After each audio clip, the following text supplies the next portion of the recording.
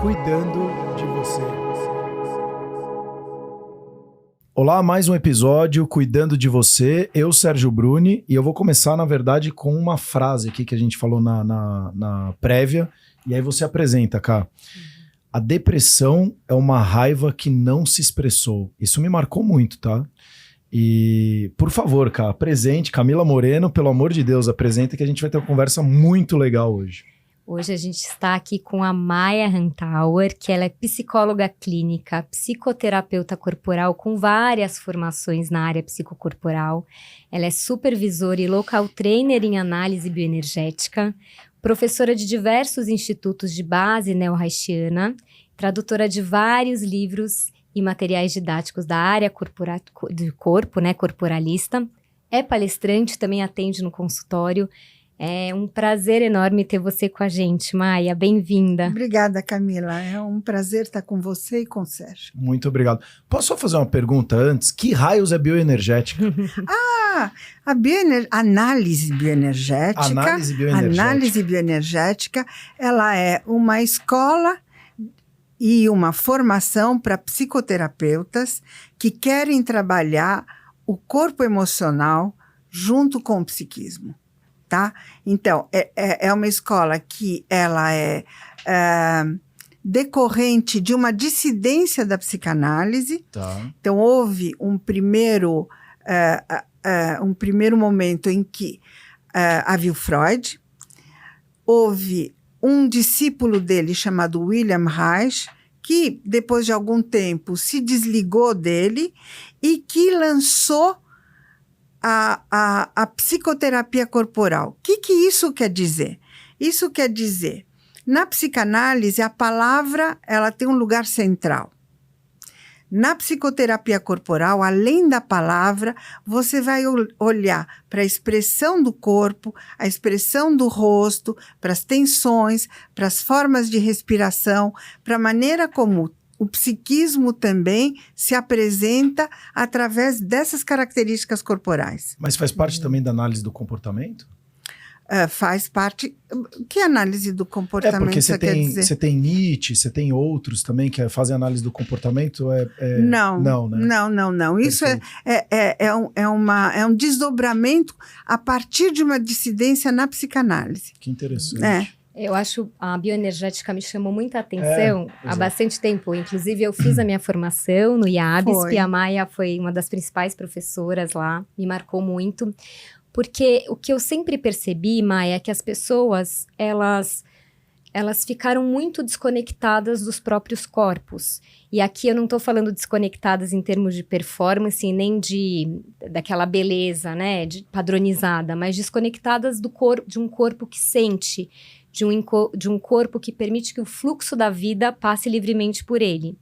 E eu percebia em mim mesma dificuldades, às vezes, de respirar, né, de respirar uma respiração muito curta, às vezes, ou mesmo alguns bloqueios dentro de mim que não me permitiam sentir o máximo prazer de estar viva, né, independente se eu estava vivendo uma situação desafiadora ou uma situação de prazer. E eu acho que a bioenergética, ela faz com que a gente tenha um contato, uma integração maior entre as nossas emoções, a nossa mente e o corpo. Então, eu queria que você comentasse um pouquinho sobre essa integração corpo e mente pela bioenergética. Então, a bioenergética, ela é um movimento muito forte de dar potência para o corpo novamente, né? E de fazer do corpo um lugar em que você possa se conhecer do ponto de vista emocional. Então, o que a bioenergética faz? Ela faz com que você entre em contato com as tuas tensões. Então, você tem um trabalho proprioceptivo, ou seja, você vira a tua percepção para você mesmo e você vai, através de exercícios, de movimentos, você vai mobilizar a tua propriocepção para saber onde estão tuas tensões, como está a tua respiração, se ela está curta, se ela está mais alongada, se ela está mais comprida, mais profunda dentro de você, quais são as dores crônicas e as tensões crônicas que você tem, quais lugares do teu corpo te doem, por que quando você mexe numa região que não costuma doer, quando você aperta ela dói, e como é que isso vai significando uma espécie de aprisionamento emocional que se reflete através dessas tensões corporais. E posso só fazer aqui, quem está nos escutando e nos assistindo, olha que interessante, ela falou muito aqui da respiração. Então eu convido você já agora a sentir como que está a sua respiração. Porque se você soubesse, inclusive, a complexidade que é para gerar o oxigênio no mundo, você respiraria com muito mais carinho e daria muito mais valor para sua respiração. E com mais sofreguidão, provavelmente, também. E aí veio a pandemia aí para dar um grande ensinamento para você trazer muito mais carinho para sua respiração. E aí você falou, Maia, que eu achei super interessante, que pessoas deprimidas, elas têm uma respiração mais curta. Então, então eu achei interessante isso, porque às vezes, como você falou, a gente foca muito aqui no canal em autoconhecimento. E como a gente falou, as informações estão cada vez mais rápidas, muita informação, e a gente está dando pouca atenção para quem somos, o que sentimos e o que estamos fazendo aqui, né? Uhum. Então, assim, o que a pessoa, quem está nos escutando e nos vendo, o que ela está fazendo aqui? Como ela está respirando? Um simples ato de respirar. Então, a respiração está muito ligada à vida emocional da gente. Quanto mais profundamente você respira, mais você entra em contato com você mesmo. Então, olha a palavra bioenergética. Energética por quê? É algum conceito transcendental? Não. O que é energia? Energia é O2, O2. Quer dizer oxigênio mais combustão de alimento. É isso que é energia. Né? Quanto menos você respira, menos carga energética você tem. Então, menos carga energética você tem. E quanto mais você respira, mais você se permite entrar em contato com aquilo que está te afetando. O deprimido é um cara que tem pouca carga energética. Ele está cansado, ele está se arrastando. Você percebe que ele não tem motivação para fazer as coisas. Ele não tem motivação. Exatamente. Então, ele respira pouco. Né?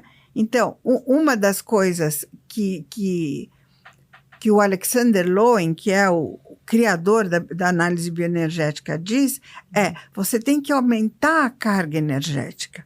E, geralmente, quando você não é via de regra, porque cada caso é um caso, a gente tem que respeitar a singularidade de cada um, de cada processo, né, de depressão, inclusive, né? Mas o que você percebe que quando você aumenta a carga energética, começam a vir conteúdos que foram reprimidos. Por quê? Porque o corpo ele tem uma estratégia para estar no mundo, para suportar coisas, para sobreviver, né? E para enfrentar coisas também no plano emocional, entende? Então, assim, muitas vezes você tem uma contração. Aqui. Se você é uma pessoa, por exemplo, sei lá, que tem medo, você fica com os ombros contraídos, por exemplo, né? Se você faz um trabalho de ir descontraindo os ombros e, ao mesmo tempo, fazendo contato com o sentimento que isso causa, como é que isso reverbera em você, muito provavelmente, por associação livre ou por aprofundamento, você vai descobrir que tipo de emoção está guardada num ombro preso, num maxilar fechado, num dente que range.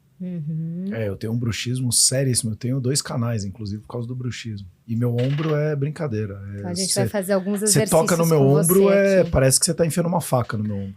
Então, essas tensões, elas são um lugar em que você está se protegendo, está se defendendo de acontecimentos, tanto dentro de você, quanto fora de você. Maia, acho que até para resgatar esse ponto, se você puder falar um pouco mais brevemente, porque durante o nosso desenvolvimento humano, a gente vai criando essas defesas que naturalmente criam alguns bloqueios, né? E isso não é que é bom ou ruim, cada um achou a sua estratégia de estar no mundo. O que a bioenergética faz é como se ela criasse um espaço maior, não é isso? Um espaço interno maior para que esse fluxo de energia possa circular mais livremente. Mas é claro que cada um de nós tem a sua própria estratégia. Então, se para mim o medo pode ser uma emoção que foi a predominante, estou falando bem por alto, assim, na minha vida, na minha primeira infância. Então, o medo ali é a minha base, mas não necessariamente eu vivo totalmente contraída. Mas eu ainda tenho lugares do meu corpo que guardam essa memória do medo, certo? Certamente. Uma das maneiras como o Reich, que é digamos, o pai das psicoterapias corporais, também descobriu a importância do corpo como um lugar em que as emoções ficam guardadas, é que ele tocava o corpo dos seus clientes. Ele acabou com um tabu psicanalítico de não tocar. Ele tocava, ele trabalhava com respiração, ele trabalhava com tensões musculares, e ele descobriu que, às vezes, quando ele tocava determinadas partes do corpo e trabalhava essas partes, emergiam lembranças muito antigas. Sim. Então, de algum modo, é como se essas lembranças, essas memórias emocionais estivessem, digamos, encapsuladas no corpo, nas tensões corporais, né? E até uma pergunta, a gente hoje tem se falado também da questão da frequência da Terra, que depois a frequência ela tem a ver com energia ou são coisas distintas? Não do modo que a gente concebe isso na análise bioenergética. Perfeito. Tá? Na análise bioenergética é assim, a gente parte de um princípio que se chama um princípio de integração funcional. O que isso quer dizer? Isso quer dizer que músculos, ossos, emoções, sentimentos, sensações estão todos juntos e misturados. Então, quando você trabalha um corpo, você tem reverberações sobre o psiquismo. E se você trabalha o psiquismo, você deve ter reverberações sobre o corpo também. Perfeito. Né? Que eu quero dizer? Eu quero dizer que, respondendo à tua pergunta, é o mesmo movimento energético que vai se expressar por duas formas diferentes. Um no psiquismo e um no somático. É um só movimento energético, mas a sua expressão se dá ou no soma, ou na psique, ou em ambas, distintas. Perfeito, foi clara. Foi super. Foi clara. Super. Ô, Mai, eu até estava pensando aqui agora que a gente fala muito de educação, até de crianças, né? O que a gente deveria estar desenvolvendo nas crianças, tanto enquanto educadores, como nas escolas também. E a gente foi muito educado a conter, né, os nossos sentimentos, as nossas emoções, e não só o que é visto como negativo, como raiva, mas às vezes você também, como criança, não pode estar tão alegre, tão expansivo, que já pode ter algum adulto excitado. Excitado. Exato. Aqui não é o lugar, né? E a gente vai reprimindo tudo isso. E até a análise bioenergética me ajudou muito a resgatar essa energia vital.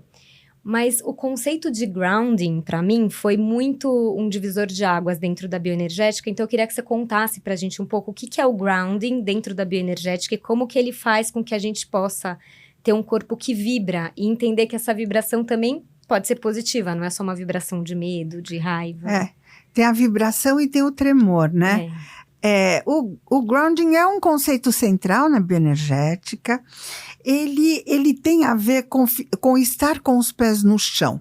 Estar com os pés no chão, não só do ponto de vista físico, mas do ponto de vista metafórico e psíquico. O que quer dizer ter os pés no chão? A gente usa essas expressões, né, no nosso dia a dia, né? Quando alguém está com o pé fora da casinha, ou quando alguém tem que ficar com os pés no chão. Estar com os pés no chão é estar nos pés na tua realidade corpórea, na tua realidade psíquica e na realidade que te cerca. Isso é um princípio básico de saúde mental. E na tua sexualidade também. Esse também é um lugar de ficar aterrado. Grounding, a gente usa o termo em inglês porque não se encontrou em português um termo que pudesse corresponder bastante. Aterramento, né? É um aterramento, é um enraizamento, né? Perfeito. É um enraizamento. Seria das suas origens? Você tem das suas origens ancestrais ou étnicas, culturais, também. Tá grounded, quer dizer, tá apropriado de si mesmo, tem a ver com conhecer quais são suas tensões corporais, qual é a sua maneira padrão de respirar, né? Quais são os lugares do seu corpo que doem, como é que você vai trabalhar esses lugares do corpo, o que te afeta, qual é a tua história, o que te machucou na vida, como é que você responde a essas feridas internas e como é que você se defende delas, né? Então, saber quem você é, como é que teu corpo funciona, saber em que lugar você está na tua profissão, junto aos teus familiares, no mundo que te cerca, né? E como é que você está na tua sexualidade? Você está suficientemente solto, livre? Porque a análise bioenergética, ela também advoga a potência orgástica, né? Quem tem uma pelve, por exemplo, aprisionada, muito tensa, não consegue fazer grounding direito. Por quê? Porque há um corte no fluxo energético entre a pelve e as pernas, né? Por isso, quando você vai até falando não sei se tem a ver com isso, mas me veio à cabeça, dos chakras, né? Um deles, a pelve, é super importante, né? É super importante porque é o lugar da sexualidade. Portanto, é o lugar da repressão, né? É o lugar em que você tem que conter, né? Que você tem que encolher e guardar bem guardadinha, né? Então, quando, por exemplo, existe... Na bioenergética tem um exercício que é um exercício com a pelve, no sentido de ou deitado ou de pé, em que você vai fazer os movimentos pélvicos justamente para soltar a pelve, para soltar a energia que fica retida. Porque, veja, tensão é energia retida, tá? É energia encapsulada. Então, qual é o trabalho? O trabalho é você desencapsular essa energia, é você dar fluxo para ela. Mas isso não tem a ver com orgasmo por orgasmo, né? Porque senão hoje tem aí um monte de site pornográfico liberado, a pessoa fica se masturbando 10 vezes por dia, ela tá liberada. Isso não é orgasmo para mim, isso é ejaculação. Ah, perfeito. Então, a gente faz essa distinção, né? Que é haitiana. E eu falo isso até, desculpa, eu falo isso até porque eu li um livro que chama Brain on Porn, e falo o quanto que a pornografia desacerbada explode produção de dopamina e o quanto que isso tem impactado na ansiedade e depressão, inclusive das pessoas, porque elas querem viver nesse pico de dopamina. É verdade. E está sendo como uma das maiores causas de suicídio entre adolescentes. Vão resgatar as causas e a questão da pornografia está ali. Que interessante. Justamente porque na pornografia existe essa desconexão, né? O que você está falando, não é a energia orgástica, mas simplesmente um processo de... O orgasmo, a potência orgástica tem a ver com entrega. Isso. Tem a ver com conexão. Você, com conexão com o teu próprio corpo, com o teu prazer e com a tua capacidade de se entregar, não ao outro. A você mesmo. Aos próprios movimentos involuntários que o orgasmo suscita. Então, se tá indo tudo bem, na hora do orgasmo, você tem movimentos involuntários e o que o Freud descreveu como a pequena morte, que é uma espécie de um micro desfalecimento, um desfalecimento, uma entrega, mas uma entrega ao quê? A esses movimentos involuntários. Então você tem uma grande descarga energética no orgasmo, né? Né? Te percorre da cabeça aos pés, né? E depois tem aquele grande, né, momento de descanso, né? Por quê? Porque você se entregou, não é para o outro, né? Isso é muito legal, para você mesmo. Para você mesmo. E eu imagino que isso é super interessante, porque quando você fala das mulheres, eu não lembro exatamente o número, mas eu sei que era um número alto das mulheres que não conseguiam atingir um orgasmo. Então eu imagino que isso deva ter um bloqueio tão grande na pessoa, e aí é como você falou, da vivência que você tem, do ambiente que você vive, as tensões que você passa na sua vida, os bloqueios que eles... Mas eu acho que é a mesma coisa para homens e mulheres em termos de repressão, tá? Por quê? Porque Hoje a gente vive uma coisa muito louca com relação à sexualidade. É. Ela virou muito performática. Isso. Né? Muito performática. E pouca né? conexão, né? E pouca conexão com o outro e com o próprio prazer, né? Quer dizer, parece que para duas pessoas se conquistarem, elas realmente têm que bombar. Entendeu?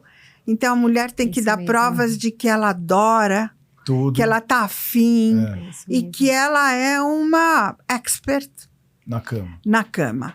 E o cara tem que ter uma potência, né? Uma potência maravilhosa, está aí, oferecer para a mulher o orgasmo, né? Como se fosse missão do cara, Sim. oferecer um orgasmo. E o que eu sinto é que, embora se diga que há uma liberdade sexual, etc., etc., eu acho que está todo mundo cada vez mais aprisionado a essa performance, entende? Nós somos hiperperformáticos. E não é só na sexualidade, é em tudo, né? A gente tem que bombar, né? Exato. Os filtros estão aí das redes sociais para comprovar isso. Para comprovar isso, E o mais engraçado é que você quer ser colocado como um ser único, uma singularidade, mas você segue um padrão. Então, eu vejo muito as mulheres, né? Isso há uns 10 anos atrás veio muito do movimento das mulheres, delas estarem muito parecidas hoje de maquiagem, botox, etc. Então, o rosto são muito parecidos. E, lógico, veio um mercado super interessante dos gays masculinos, onde eles mostraram uma preocupação maior com a questão da estética, mas que eu vejo um padrão cada vez. É a barbinha cortadinha igual, é não sei o quê, a sobrancelhinha. Tá todo mundo ficando igual, mas querendo ser tratado de forma diferente. É verdade. E aí, como é que você faz isso? Entre os héteros agora, eu acho que tá na moda, assim, fica muitos carecas, né? Então, raspa o cabelo todo e fica aquela barbona que faz assim. A quadrada. A quadrada, que é intensa, grande. É um viking. É um viking, né? Cara macho, né? Fazendo pra quem não tá vendo aqui, ela olhou até pro Zeca, que tá aqui do lado, que é o marido da Depois a gente faz Camila. Um close, é o noivo. Ele faz um close pra mostrar a barba dele. Marido ainda não, noivo. Tem tempo ainda, né? Maia. Tem tempo ainda. Não, vamos com calma, né? Pra chegar lá legal. Né? Ô Maia, mas você entrou nesse assunto da padronização, da performance. Não tô desviando do assunto, tá? Eu só tô voltando porque eu não quero perder o que eu tava em mente. Desculpa qualquer coisa, hein? Desculpa qualquer coisa aí. Mas me veio muito agora a questão das patologias da urgência que você fala tanto. E que é isso um pouco, né? Hoje em dia a gente tá tão imerso nessa urgência de tudo também, que como é que num mundo que tá cada vez mais acelerado e mais desconectado de tudo, as pessoas podem achar espaços para encontrar essa reconexão consigo, ou até pequenos exercícios ou pequenas pausas que elas possam ter no dia a dia delas, para elas entenderem ou tomarem consciência, nossa, nesse momento a minha respiração está super ofegante, deixa eu parar 2 minutos e respirar, ver o que está acontecendo, né? Então, verificar o que está acontecendo está cada vez mais proibido. Por exemplo, você se bebe muito, né? Então, vamos sair para encontrar com os amigos, tal, não sei o quê, e vai para balada, ou vai comer uma pizza, ou vai para um restaurante e tal. Bebe-se muito. Por quê? Porque o padrão vamos subir e vamos euforizar. Porque não pode deprimir. É proibido. Você é um chato se você está triste. Não, vai procurar uma psicoterapia. Exato. Entendeu? Você está triste, vai procurar uma psicoterapia. Não pode. Você tem que estar sempre com o astral lá para cima, né? Então, assim, de algum modo, você se esquece. Você vai se alienando da própria vida. Então, você está no celular, você está procurando coisas, né? Aquele filósofo sul-coreano, eu acho, chamado Byung-Chul Han, ele diz que o celular hoje é o nosso terço, né? Nossa. A gente reza no celular, não é? A gente reza no celular. Então, assim, se conectar, muitas vezes, pode ser se conectar com um vazio, com falta de sentido, com tristeza, com uma pergunta que é: o que eu estou fazendo na minha vida? Será que é isso mesmo que eu quero? para onde isso tudo está me levando. É sair de algo que está o tempo todo me envolvendo. Então, eu não vou pensar se eu estou ficando velho, não estou ficando velho, se estou mais perto da morte, não estou mais perto da morte. Se eu estou realmente realizando aquilo que faz sentido para mim, que dá sentido para a minha vida ou não. Essas são perguntas mais profundas que nos afetam. É mais fácil, às vezes, né, continuar nesse roda-moinho da vida, né, na roda Deixa da a vida me levar, né? Deixa a vida me levar e mundo roda gigante, roda moinho, roda peão. O tempo rodou num instante nas voltas do meu coração. O tempo todo, o tempo todo. Então, isso vai criar um sujeito, ou uma sujeita, né? Que são o quê? Que são cansados. Pessoas cansadas. Mas eu vejo uma molecada com 14 anos cansado, 15 anos cansado, 16 anos. Meu sobrinho de 10 anos, eu tô cansado. Eu falei, oi? 10 anos você tá cansado? A última coisa que eu quero é dormir com 10 anos. Excesso, né? De solicitações. Excesso de exigências e autoexigências, excesso de desejos. Nossa. Porque hoje em dia a gente deseja tudo. Tudo. Tudo. E não dá para ser tudo, nem dá para fazer tudo. Não dá para fazer. Como também não dá para fazer nada. E não dá para fazer nada, mas nada ninguém faz. Exato. Por isso a depressão é uma resposta, entende? Ela é uma resposta. Não, Maia. O sujeito que não consegue chegar lá, ele deprime. Agora, chegar lá tem um custo emocional, psíquico e existencial enorme. O que é chegar lá hoje? Isso. O que é chegar lá para nós? Eu quero fazer essa pergunta para quem está escutando e quem está assistindo. O que é chegar lá para você? É que, de fato, o que é importante para você, para os seus princípios, para os seus valores, ou você está olhando muito a vida dos vizinhos, das redes sociais e achando que chegar lá é o chegar lá. Mas ninguém está vendo, as pessoas olham a fotografia e acham que aquilo é o filme. Então eu vejo, e eu já falei com a Camila aqui, às vezes a pessoa vê uma foto passada e fala, eu quero ser essa pessoa. E ela dá mais valor para aquela pessoa do que aquela outra que ela viveu 15, 20 anos juntos. Ah, mas eu quero ser aquela pessoa XYZ que eu vi no Instagram. Você tem certeza que você quer ser aquela pessoa? Porque você não tá vendo o behind the scenes dela. É verdade. Tem um provérbio caipira que é muito legal, que diz isso. Ele fala, quem fala das pingas que eu tomo não sabe dos tombos que eu levo. É isso. Ô, Maia. Né? Tem também a questão do narcisismo, né? Nos dias de hoje, né? Você tem que bombar, você tem que ser muito legal. Né? Se apresentar como muito legal. Não, você tem que fazer a primeira coisa e postar no Instagram. Não é pro outro. Você vai postar no Instagram porque é importante receber o like, porque isso alimenta o seu ego, porque alimenta essa insegurança ou esse vazio. Então você não conecta, né? Lógico que não. E isso principalmente quando você vai também para dentro das empresas. Então, assim, dentro das empresas, esse senso de urgência que a gente está falando e essa desconexão, ela é tão grande que o que já virou senso comum? As medicações, né? Os remédios. Isso, então, todo mundo tomando cada vez mais remédios e tudo mais. Isso a gente fala bastante aqui. Mas uma coisa que me chamou a atenção, quando você falou, né, do quão desconectado a gente está, porque quando a gente se conecta minimamente com a gente entra em contato com um vazio, com uma tristeza muito grande. E eu falo porque eu, que sou uma pessoa terapeuta bioenergética, que trabalho com autoconhecimento, hoje eu acordei super cansada. O Zeca virou pra mim e falou assim, você tá triste? Eu falei, eu não tô triste.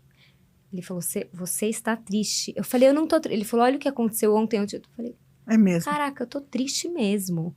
E eu mesma, já naquele molde, tipo, eu não posso dar espaço pra tristeza, porque e aí? Hoje eu tenho um monte de coisa pra entregar, amanhã também e depois também. Não, e se a gente foi criado e aí, tudo bem? Tudo, e você? Tudo, e você sem tem que responder conectar. Tudo, e você? Por isso que eu acho, de novo, eu sempre falo isso, as nossas redes de apoio, né? Com quem você convive, em que ambientes você tá inserido, porque eu trabalho com o Sérgio, porque a gente tem muito propósito em comum, mas propósito de trabalho, mas também propósito de vida. Então eu tenho a liberdade de falar pra ele, ei, cara, desacelera, respira. É difícil aí. Ele não me obedece, mas eu falo, gente, mas eu continuarei até brincando. Não, mas você super acolhe. E eu mesmo, eu dou total liberdade, porque tem uma sintonia. Mas dependendo dos ambientes que a gente escolhe estar, porque muitas vezes a gente acha que aquilo que vai trazer um sucesso, e que sucesso é esse de novo, isso não nos permite o mínimo de respiração, porque você sabe que se você respirar um pouquinho, você perde espaço e aquilo para você pode significar uma derrota, um fracasso, não ser visto. E está cada vez mais proibido derrotar-se e fracassar.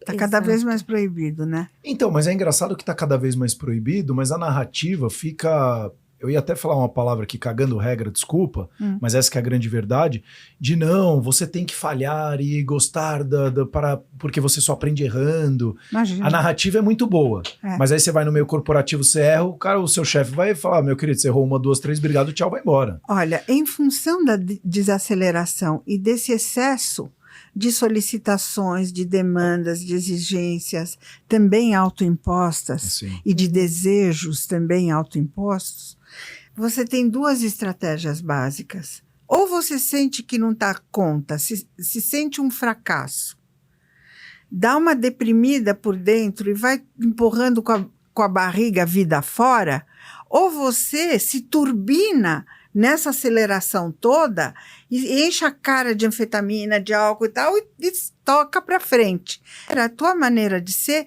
ela vai acabar sendo medicalizada. Entende? Ela vai classificada como isso é patogênico, Lógico. você tem uma disfunção aqui, você não está dando conta porque você não é suficientemente focado, você não tem foco suficiente porque você tem TDAH, entende? Então vamos medicar, vai tomar Vyvanse, entendeu? Aí toma, aí fica com hiperfoco, aí para no fim de semana, porque senão você não vai parar um segundo no fim de semana, né?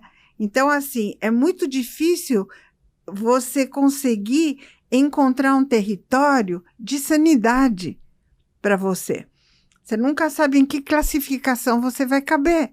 O que eu tenho? A grande pergunta. O que eu tenho? Não, as pessoas vão no hype. Estou deprimido. Não, você só tá triste. Você só tá triste, exatamente. Nossa, eu tô muito excitado. Não, você tá feliz. É. E aí os conceitos vão sendo deturpados ao longo, porque hoje as pessoas estão muito mais focadas no highlight. Então a pessoa, ela é boa do highlight. Você viu que o furacão pegou lá, tá, mas me conta um pouco mais. Não, eu não entrei na matéria, eu não vi. E Nem isso dá. vai pra tudo. Nem dá pra entrar na matéria. Porque se você for se chato, dá muito aprofundar... trabalho, né, Maia? Se você for se aprofundar, você só vai saber sobre isso. E qual é a solicitação? Saiba um pouco de tudo, pô. Você tem que estar por dentro. Não, você perdeu? Você não viu? Ué, não vi.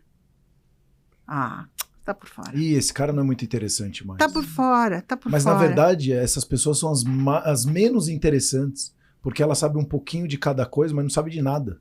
Então, mas para saber... Se você vai ter uma conexão, se a gente tá falando de conexões aqui, vamos aprofundar um pouquinho mais. Ih, esse cara é meio chato, ele aprofunda muito nos assuntos. Eu já ouvi isso de mim. Você reflete muito sobre as coisas. Não quero dar muita dor de cabeça isso. Não quero pensar, né? Não quero pensar.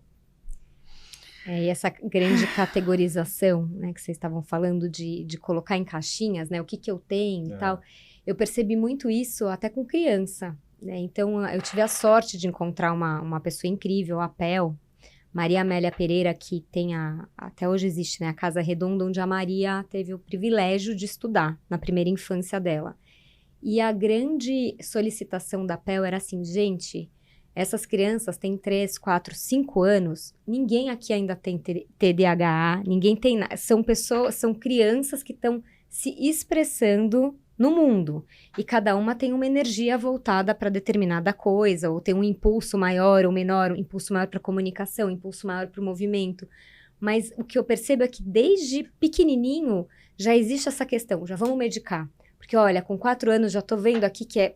E não são situações extremas, porque, de novo, a gente não está querendo dizer que não exista a situação que tenha que ser medicada. Lógico, isso existe. patológica, sim. Mas o que eu estou trazendo é que isso já virou um senso comum. Então, todo mundo tem. Agora, todo mundo tem. Então, já trata desde criança, ou já na adolescência, já coloca um monte de remédio que vai ser melhor. Só que os adolescentes também vão virando zumbis, né? Não, e assim, você não tá vendo que ele tá mais calmo? Isso. Pra quem? Pra sociedade? Quem é a sociedade? É um bando de doido que tá julgando você? E aí você tá deixando a criança de ser criança? Dela brincar, ela não tem ferramentas. Qual é a forma, às vezes, dela se expressar? Gritar, espernear, se jogar no chão. Não, isso ela não pode fazer, porque vai pegar mal pra mim. Porque afinal, eu vou ter menos like, as pessoas vão falar, o filho desse cara é doido. Ou esse cara não sabe educar. Esse cara não sabe educar. E não é nem na rede. É as pessoas em torno. Não, e tem até uma frase de uma pessoa muito legal que eu vejo, né? Que ele fala muito de política, mas ele fala: quem vigia os vigias? Nossa, quem que vigia bom. o STF, né, por exemplo? Pois é. E quem que vigia esses pais que estão julgando isso aqui e falando, será que você também é um bom pai? Mas então, cada vez mais tem que caber nas caixinhas e cada vez mais cedo. Entende? Isso. Então, você já vai colocando a criança desde muito cedo na caixinha. Todo mundo tem que caber na caixinha. Qual é a tua caixinha? Né? Gente. Ô, Maia, e no dia a dia, assim, né? Por exemplo, acho que você tá trazendo tantos elementos de conscientização, né? De como estamos vivendo as nossas vidas. Será que você tem algo... Eu sei que cada caso é um caso, mas pra gente que tá nesse turbilhão, pra quem estiver se sentindo... Porque fala um pouco da ansiedade. O que na sua visão também é ansiedade? Se você tem alguma técnica, alguma prática para as pessoas conseguirem se voltar mais para si no meio desse turbilhão. A desconexão é fundamental. A desconexão da hiperconectividade, tá? Porque nós estamos hiperconectados, né? Nós estamos hiperconectados no mundo e nós estamos desconectados de nós mesmos. Então, quando você está com o pêndulo muito para um lado, ele tem que pendular para o outro lado para você, aos poucos, ir para um lugar de centro. Tá certo? Então, se você está hiperconectado, você tem que diminuir tua conexão. Você tem que criar pequenos espaços, pequenas pausas em que você não está no celular, você não sabe qual é a última, e se entregar a um outro tipo de tempo, que é um tempo mais orgânico. Então, assim, não vai de carro, não vai de bicicleta, vai a pé. Muito bom. Faz no teu tempo. Faz num tempo humano. Faz num tempo humano. Faz as coisas com mais vagar. 2 vezes por semana eu tô indo buscar minha filha na escola, tô indo levar minha filha na escola de manhã e eu vou a pé. Eu levo ela, né? A gente vai num Uber, alguma coisa, e aí eu volto a pé. Pô, é brincadeira, você volta outro ser humano. Tanto é que o Zeca mandou de manhã, e aí, tudo bem? Eu falei, tudo ótimo, bom dia. Bom giorno, tá tudo maravilhoso. Exatamente. Você percebe a natureza, você vê as nuvens. Isso, e você funciona num tempo que não é o tempo da aceleração. Tá certo? Você funciona no teu próprio tempo. Além de produzir os hormônios de prazer, felicidade. E né? o próprio caminhar te faz caminhar psiquicamente, entende? Você vai elaborando coisas, ideias surgem, você pensa em fazer coisas que você está afim, né? Então, por exemplo, se dedicar a coisas manuais também é super legal. Super. Muito bom. Entende? Então, você faz uma coisa manualmente. Ou cuidar de plantas, ou marcenaria, ou o que quer que seja. Mas você não vai usar recursos. Você vai fazer com as suas próprias mãos. Isso para as deve mulheres ter uma troca também, de energia muito grande, artesanato, né? Coisas artesanais, tricô, crochê, costura, essas coisas que têm seu tempo para acontecerem, para ficarem prontas. Um tempo humano, um tempo biológico, não um tempo das redes, digital, não um tempo digital. Não, e muito mais interessado no processo do que no resultado em si. Exatamente. Porque a pessoa sempre quer o resultado, né? Eu quero esse cabelo para ficar igual dessa pessoa. Eu quero isso para ficar igual aquilo. E é sempre focando no resultado e menos no processo, né? Então, quando você faz isso, tem todo um processo. E nesse processo... abrochar tem um processo. Você está aprendendo com o processo. E você aprende com o processo. A criança ela só anda aprendendo com o processo. Exatamente. Ela primeiro tem que engatinhar. Ela cai, ela volta, ela cai, ela volta. E é o tempo dela, né? Então, a gente tem que ter temporalizações mais biológicas e humanas. Eu acho que a gente perdeu muito a questão dos rituais também, né? Também. Isso trazia isso é muito importante. Muito. Que é o tempo cíclico, né? Isso. Que não é o tempo digital, né? Acelerado, né? Que é o que a gente fala muito dos rituais, inclusive de higiene do sono, tudo, que é fundamental para você dormir. que a pessoa hoje perdeu, o ego do ser humano, né? Somos muito egocêntricos, a gente se coloca numa posição que eu não preciso. E nos colocamos mais inteligentes do que os próprios animais irracionais, e eu me coloco que a gente é muito mais irracional do que os próprios animais, porque eles fazem o que precisa ser feito dentro do ambiente, da natureza, eles têm e a gente não, agora eu ponho a mão aqui porque vai ficar melhor. Agora eu faço... Sérgio, você sabe por que tem tanta gente que tem cachorro? Não sei. Porque ele é o melhor amigo do homem. Porque os cachorros estão podendo oferecer para o humano uma experiência de humanidade. O cachorro não cobra, não acelera, ele fica fazendo companhia. Nossa, Maia, super. Não, e olha que doido, explodiu a venda de pets, seja gato, cachorro e outros, né? O pet, eles acabam englobando mais outros animais. Olha, é engraçado, você me fez refletir sobre isso, porque as pessoas estão cada vez mais desconectadas e sozinhas, então estão precisando de companhias. E aí entra muito o que a Camila falou. Somos seres que precisamos de contato, de companhia. Conexão, exato. E a conexão com os cães ou com os gatos, ela é extremamente saudável. Ontem foi lançado um livro chamado Os Cães e a Cura, de um cara chamado Matheus Beraldo. Foi a tese de mestrado dele. Eu sugiro que vocês conversem com esse cara. Muito legal. Matheus Beraldo. É muito legal. Não, os animais chegam até ter o câncer, o ambiente é tão pesado dentro da casa que o animal adquire o câncer, ele morre por você. É muito doido isso, assim, né? Sé, você trouxe um elemento, você começou a falar um pouquinho do sono, né? Sim. Porque, Maia, como você viu, a gente traz um pouco desse tema. O grande pilar da YouCore é trabalhar o sono das pessoas, porque a gente percebe que existe uma conexão tremenda entre qualidade do sono com várias doenças mentais, físicas e degenerativas, etc. e tal. E com más decisões. E com más decisões. Não, e as pessoas estão, por conta de medicamentos, toda essa vida doentia, que elas estão deixando de sonhar. Porque os remédios desligam o cérebro, mas as pessoas não sonham mais. E eu acredito que pessoas que não sonham mais, elas não têm um sonho na própria vida. É verdade. Qual é a última vez, você que está nos assistindo e você que está ouvindo, qual é a última vez que você realizou um sonho? Quando você era criança, eu vou ser astronauta. Mas eu acho, sabe o que eu acho que isso também tem a ver? Eu ia pegar esse gancho que tem a ver com sonho, eu acho também aqui, pensando alto. A gente faz um trabalho de higiene do sono com as pessoas. Por quê? Porque hoje em dia as pessoas estão interessadas em tomar a pílula mágica e dormir. Só que elas acham que tomando um remédio que faz elas chaparem, que elas estão descansando e que o cérebro está trabalhando como deveria. Mas não, você é desligado da tomada. É verdade. Então os problemas continuam, você só acha que você está dormindo. A mesma coisa que você encher a cara, capotar, enfim. E as pessoas não têm a consciência da importância dos processos. Isso. E a gente fala dos rituais, que para você ter uma melhora na qualidade do sono, você tem que fazer um ritual todos os dias. Então, como que a gente melhora o sono? É mudando hábito e comportamento. Então, tem uma série de hábitos e comportamentos que a terapia cognitivo comportamental traz pra gente, que a gente vai ajudando as pessoas a terem consciência de como elas estão agindo no dia a dia, como que elas estão comendo, como que elas estão se exercitando, como elas estão trabalhando as emoções. E aí, se elas fizerem tudo isso, elas vão dormir bem. Mas precisa ter essa mudança anterior. Camila, é um ritual de desaceleração, né? Exatamente. Super. Isso. Que os sonhos também, para mim, é isso. Hoje em dia as pessoas querem realizar amanhã. Eu tenho um sonho, amanhã eu preciso realizar isso.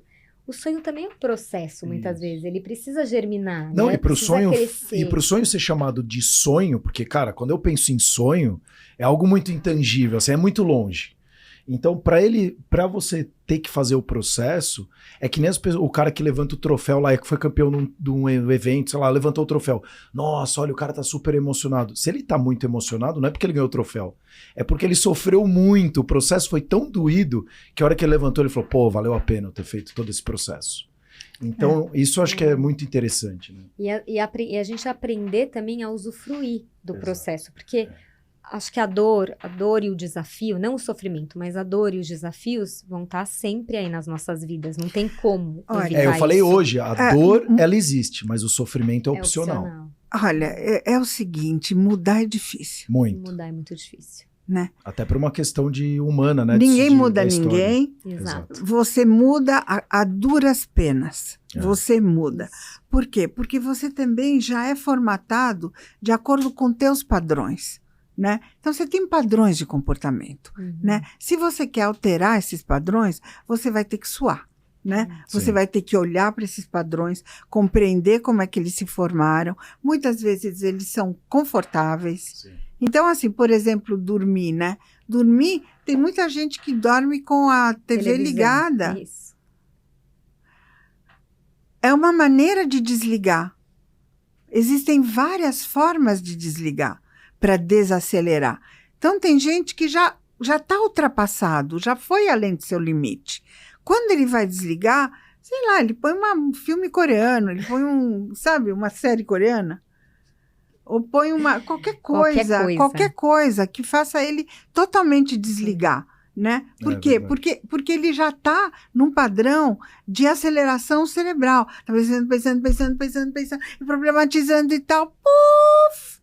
Liga a TV, vê qualquer porcaria, faz de conta que está assistindo, zapeia e vai desacelerando assim, vai desacelerando. Quando vai dormir, não é que eu vou me entregar ao sono, porque assim, para mim, entrar num sono natural você fica deitadinho lá, de olhos fechados, ainda pensando coisas, até que você seja tomado pelo sono, não? Mas isso leva um tempo, né? Então, se você já vai chapado para o sono... você não faz esse processo reparador. Você não faz esse processo.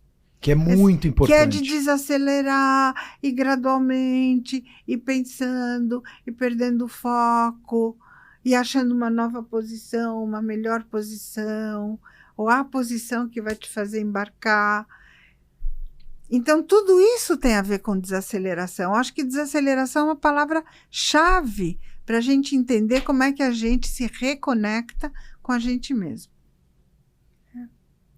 Eu acho maravilhoso. Eu vejo muita gente, assim, com os finais de semana, pessoas próximas, que a agenda do final de semana é quase que mais atribulada do que durante a semana. Verdade. Mas aí são os eventos, eu tenho que ir na festa, né? Tipo, tem as festas, tem os encontros, mas tudo vira uma questão de agenda.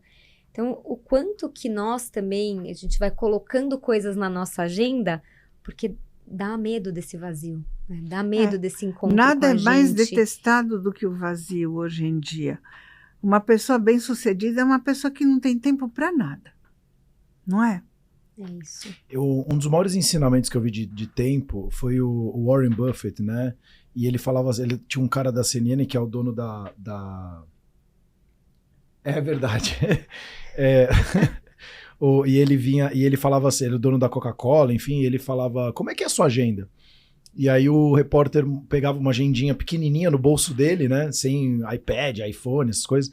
Aí ele pegou, o cara falou, pô, segunda... 8, 10 horas de trabalho, terça 8, 10 horas, quarta-feira meio período, quinta você não faz nada, sexta você não faz nada.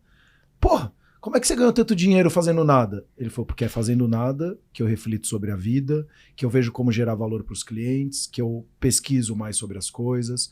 Então não é que eu não estou fazendo nada, mas é o tempo ocioso, criativo, que ele é extremamente importante, do que simplesmente você ficar sem fazer nada, de fato não fazendo nada, scrollando no Netflix da vida, por exemplo. Exatamente. Então, o que você está fazendo com o seu tempo, né? Agora, desculpa até, voltamos, eu já que tenho o TDAH, né? Você falou que ia falar do TDAH e a gente não falou do TDAH. É que assim, esse negócio de TDAH, para mim, nunca... Muita gente se sente encaixado. Nossa, esse sou eu. Nossa, essa Ou desculpa, sou né? eu. Eu fiz isso porque eu tenho TDAH. É uma boa muleta, né? Eu falo isso pra minha mulher hoje em dia. Eu fui diagnosticado, então eu esqueci porque eu tenho TDAH, então não me atormenta.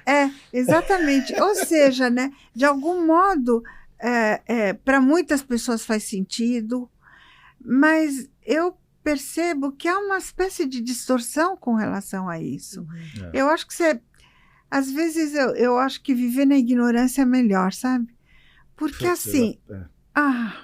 Porque assim, agora você tem TDAH, sabe?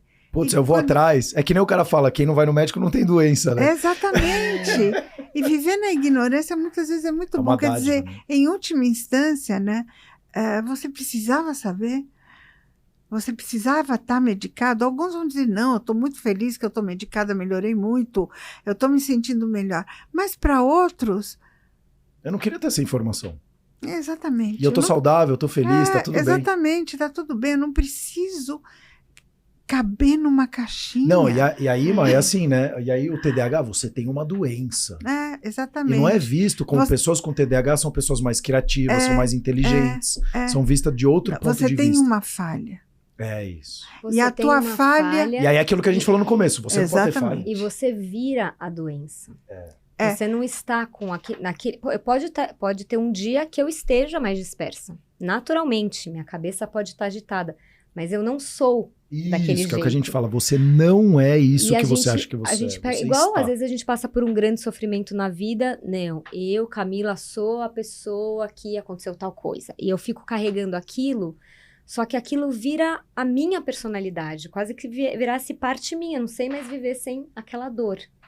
Então, o quanto que a gente também faz isso com várias coisas que acontecem nas nossas vidas, né? Porque a gente assimila, né? Plasma uma determinada figura, né? Então, eu sou isto, eu sou assim. Por exemplo, com as pessoas idosas, agora fiquei velha. Isso. Se eu fiquei velha, eu não consigo mais isso, eu não consigo mais aquilo, eu não posso isso, eu não posso aquilo. E não é que você assim, é você sozinho. Todo mundo está te dizendo isso. O mundo está te mandando mensagens e está dizendo, idoso, você não pode manjar de tecnologia, tá? Isso, você tem que ser bobão, tá? E outras formas de te colocar na caixinha, de te enquadrar. Então, você é idoso, você é indígena, você é jovem, você é criança, você é adolescente. Você não simplesmente é. Ô Maia, e o próprio Lowen, né, que é o criador da bioenergética, se você for ver, ele morreu com quantos anos? 98. Gente, aquele homem também, né, é o símbolo da longevidade, da saúde. Eu pego esses exemplos e falo, como, né, idoso? Olha o que esse cara de 90 anos, livros, olha como tá, né, a cabeça e o corpo que pulsa, esse corpo que não é performático, mas é completamente saudável, que tem a sua beleza e a sua graça até os 90 anos. Exatamente. Isso é muito maravilhoso. É uma outra história, né? Agora, como é que a gente volta para esse corpo pulsante, né? A partir de uma realidade como a nossa? É difícil, né? Você tem que se trabalhar muito, né? Você tem que ter porque tudo leva tempo. Exato. Né? Tudo leva tempo. Então, se você quer fazer um exercício que te traga vibrações e te faça pulsar, é um processo que você começa também. E vai levar tempo para você fazer contato com a tua pulsação. E você não vai poder ser tudo ao mesmo tempo. Você vai ter que renunciar a certas coisas na vida para poder realizar outras. A que coisas você vai renunciar? Porque não se fala mais em renúncia, né? Não. Nossa, ninguém renuncia a nada. Essa é outra frase muito boa. A que coisas você vai renunciar na sua vida? Exatamente. Não, e o que você tem renunciado, do que você vai abrir mão? Do que abrir mão. Do que você vai escolher? Porque a gente está o tempo todo escolhendo.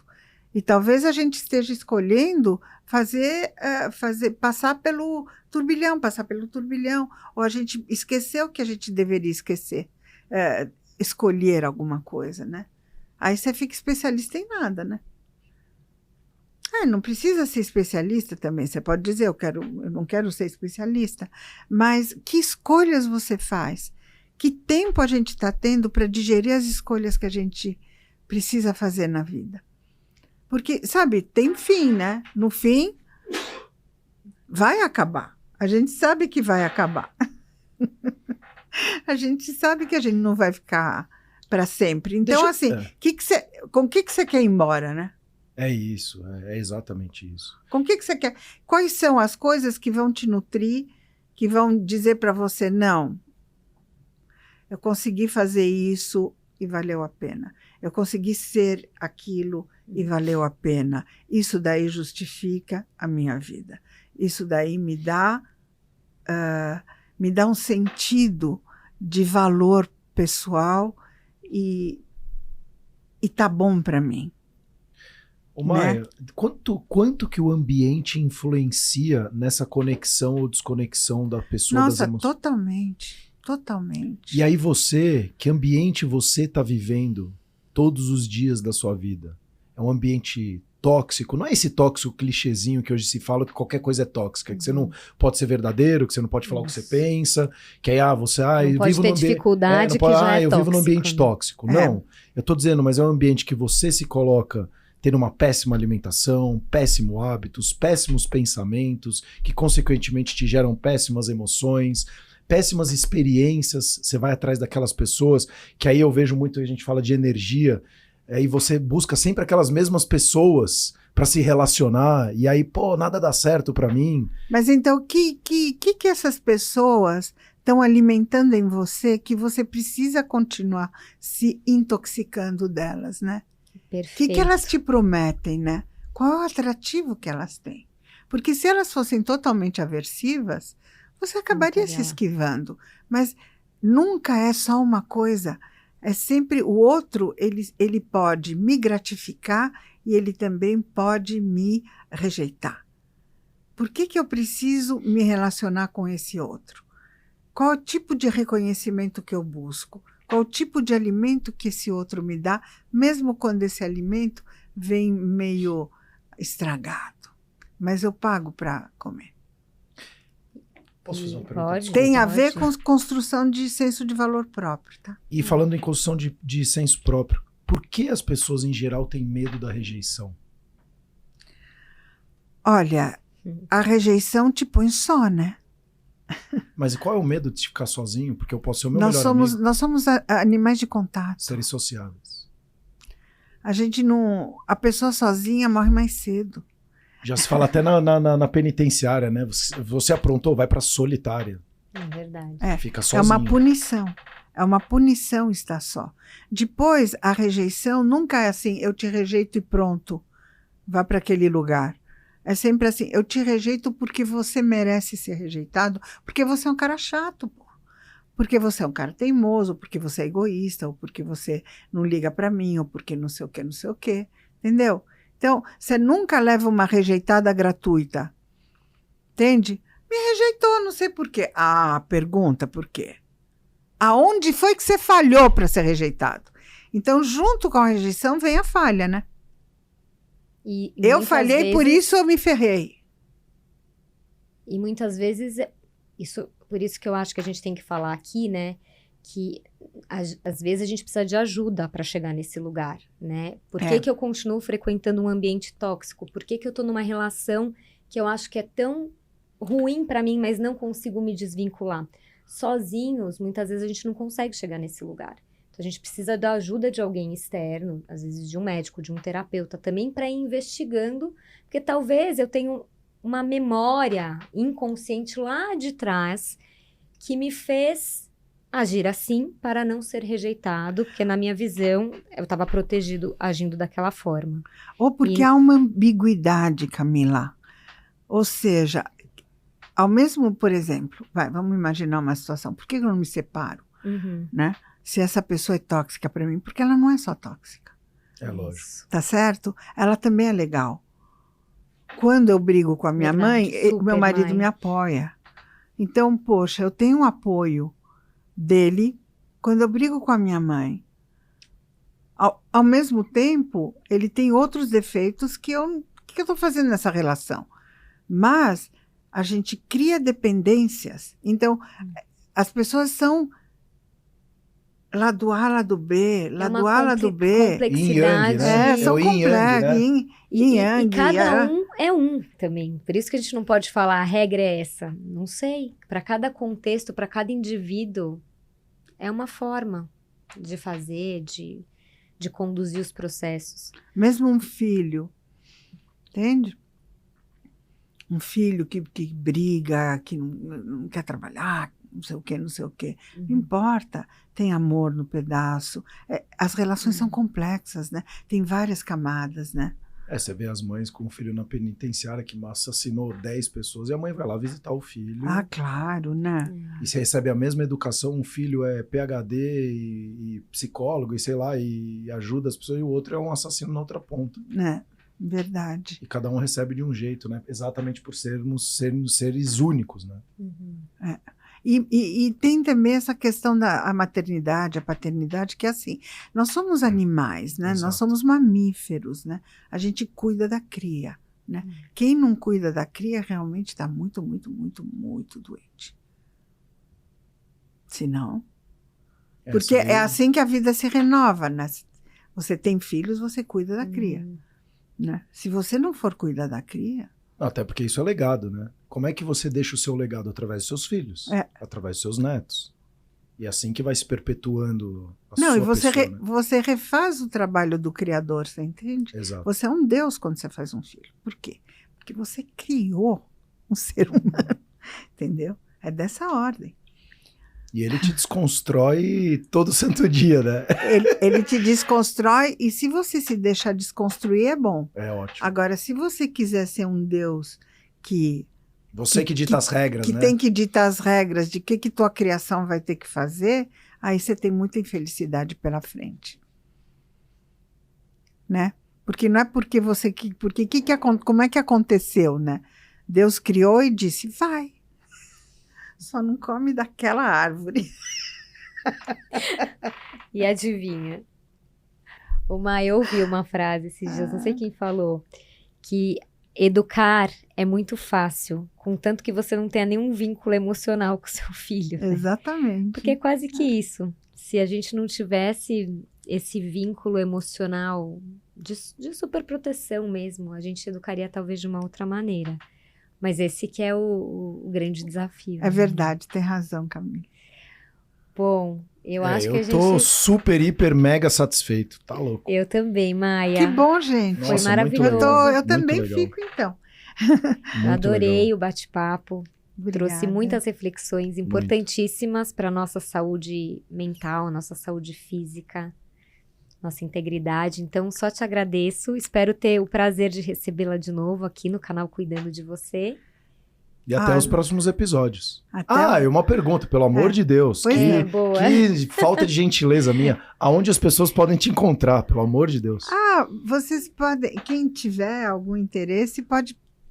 pelo canal de vocês. A gente mesmo? deixa o contato Show da de bola, Maia. então. A gente coloca na descrição do episódio. Muito obrigada pelo convite. Eu estou super contente com o nosso encontro. Muito bom. E valeu. Muito. Né? Obrigada, eu espero que Maia. Seja bastante útil nossa conversa para o cuidar. Com certeza. Com certeza, já é. Obrigada, Maia. Obrigada, muito obrigada. Até os próximos próximos Camila. episódios. Obrigada, Sérgio. Obrigada.